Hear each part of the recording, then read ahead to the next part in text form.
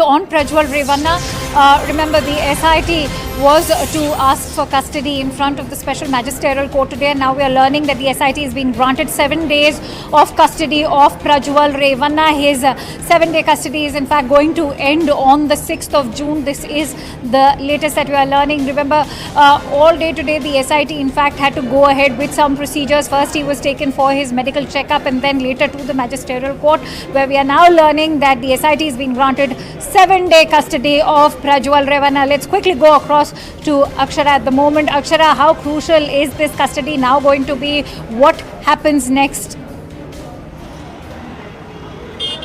Well, the SIT was seeking for a 14 days custody. That is 2 weeks back. The order has come out now from the judge of the 42nd ACMM court, the special court in Bengaluru, and he has stated that Prajwal Revanna can be taken for 7 days police custody. That is till June 6. So that's the order coming in from the 42nd ACMM special court, stating that they have granted almost 7 days SIT custody. So it is very much crucial pertaining to the case. Now remember, SIT is trying to fortify the case to ensure that they make it a watertight case. As we were mentioning, it can be done only through this particular investigation and all the series of statements that have been given by victims, and also mainly through circumstantial evidence. So keeping that aspect in mind, this becomes very much important for the SIT to ensure that if Prajwal Revanna is guilty of all these aspects, they build a tight case for themselves. So yes, 7-day police custody. So that's the major update right now which we are getting from the orders of this particular Akshara, special stay with court. us. This is the big development right now, as Akshara has been highlighting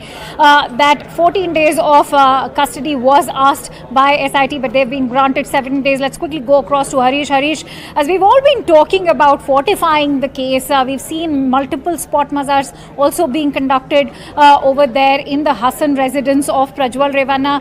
How do you see this investigation now moving forward as far as building a watertight case is concerned?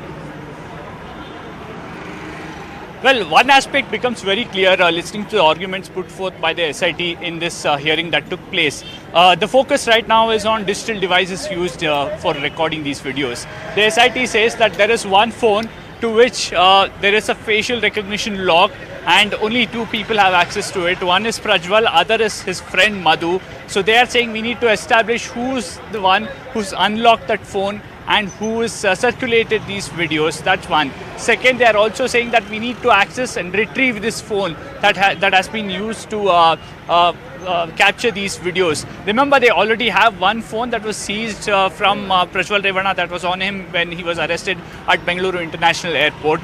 The other aspect they're trying to highlight here is that it's no longer a sexual abuse case. It's a full-fledged rape case.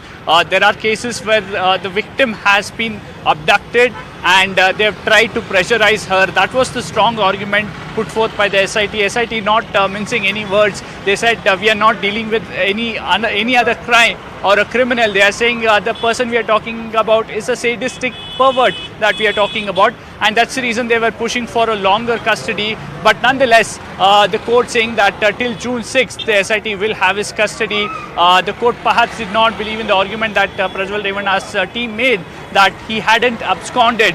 That was the constant argument put forth by Prajwal Revanna's team, that he was not somebody who had absconded, he didn't run away, he was a socially responsible person. But the SIT constantly reminding them that none of what has happened over the last 5 to 6 weeks indicate that. They are saying that they've pressurized the victim, they've also tried to ensure that there is no evidence.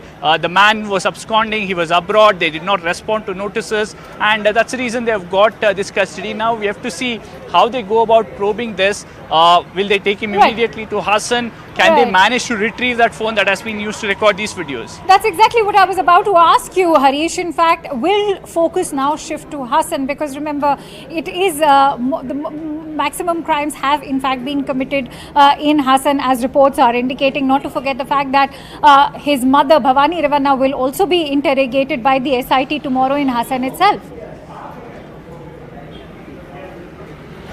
Absolutely. Although right now we know that Prajwal Revanna has been sent to SIT custody, The other hearing of Bhavani Revanna is still on. She hasn't got anticipatory bail yet. They've already served a notice, and doesn't look like Bhavani Revanna is at her residence in Hole Narsipura. So far, SIT saying they do not know the whereabouts of Bhavani Revanna. So we might be looking at another family member of Revanna's family, of Devegowda's family, who's perhaps absconding. That will become clear tomorrow if she fails to appear before the SIT.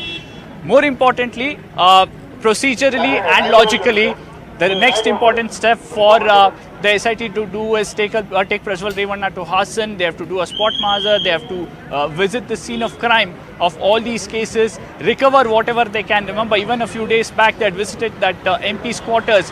That's where some of these assaults have taken place, at least in 2 of those cases. So they have to recover, they have to do a spot mazar. All this process has to happen. They also have to search for those devices, and also they have to go through the device that they've got today, understand who are the people who he is in touch with, what is the kind of data that has been exchanged from that phone, can they get access to his cloud storage as well. All these aspects, the SIT will start working immediately now.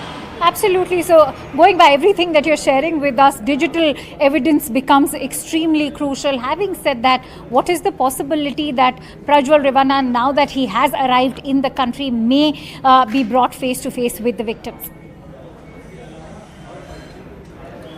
Well, that will happen at some point in time in this investigation, because that's a procedure. The identification has to happen.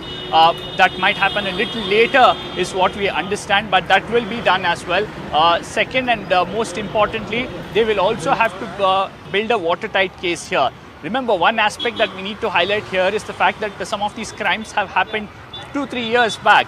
So getting any significant forensic evidence in terms of a DNA match, or perhaps a semen stain on any of those clothes over there, or even a hair follicle over there, all that is very difficult because of the lapse in time. So they'll have to depend on digital evidence. They'll have to depend on these victims to stick to their statement recorded before the magistrate, even when the trial begins, and circumstantial evidence, and perhaps the calls and the conversations that have happened between Revanna's family and this victim, who claims that she was abducted and pressurized. So all of this matters, and SIT believes right now it has a strong team. It has a lot of data to work on and build a watertight case.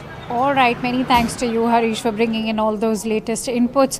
A host of details, in fact, await this entire investigation, as Harish and Akshara have been pointing out that the next 7 days of custody with the SIT is going to be very crucial as far as Prajwal Revanna is concerned. He will be perhaps taken to Hassan, and there may be also access being gained by the SIT to the digital forensic evidence as well. And with that, in fact, it's a quick wrap from my end. Thank you so much for watching CNN News 18. News and updates follow on the other side. Up next is Election Highway with Prithwin Walya.